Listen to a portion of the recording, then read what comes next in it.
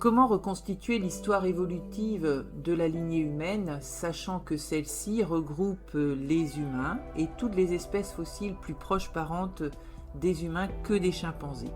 Cette divergence entre les chimpanzés et la lignée humaine est datée à 7 millions d'années grâce aux fossiles trouvés en Afrique en 2001, un crâne appelé Toumaï qui a détrôné Ororhyntugenensis, fossile découvert au Kenya et daté à 5,9 millions d'années, lui-même ayant détrôné Lucie, découvert par Yves Coppens en 1974 et qui mettait la divergence à 3,2 millions d'années.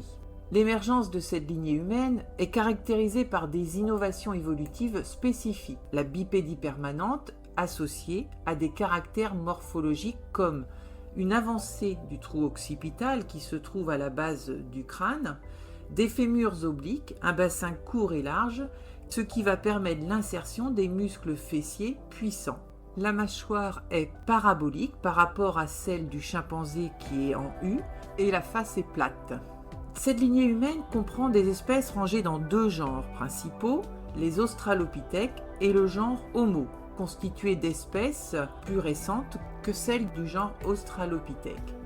Dans le genre Homo, le volume crânien sera plus important, un prognathis qui sera réduit et une bipédie permanente, ainsi qu'une aptitude à la course, dernier critère utilisé par les chercheurs actuellement. L'évolution de la lignée humaine n'est pas linéaire. De nombreux fossiles se sont côtoyés. Il s'agit donc d'une évolution qu'on qualifie de buissonnante, et cette coexistence serait accompagnée de croisements entre nos ancêtres Homo sapiens, les Néandertaliens et les Denisoviens, puisque l'on retrouve des traces dans l'ADN des humains actuels. On a déterminé qu'il y a 1 à 3% de gènes néandertaliens chez les Eurasiens. Ces gènes ou allèles ont permis ainsi l'acquisition de certains caractères, comme par exemple... Chez ces hommes archaïques, la peau et le processus de production de la kératine présentaient des caractères bénéfiques qu'ils nous ont légués, toujours par métissage, et que nous conservons depuis. Ça pouvait être lié à la pigmentation de la peau, à la cicatrisation. Ce qui est sûr, c'est que la transmission de la version néandertalienne de ces gènes était profitable à nos ancêtres.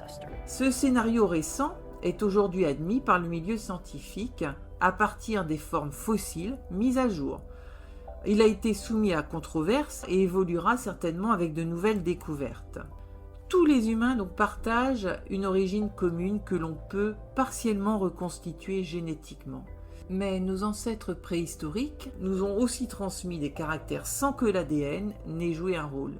Les organismes du microbiote, des éléments culturels tels que l'utilisation d'outils, la langue, les habitudes alimentaires, les pratiques artistiques, les rites funéraires sont des caractères qui ne sont pas déterminés génétiquement. On parle alors de transmission non génétique.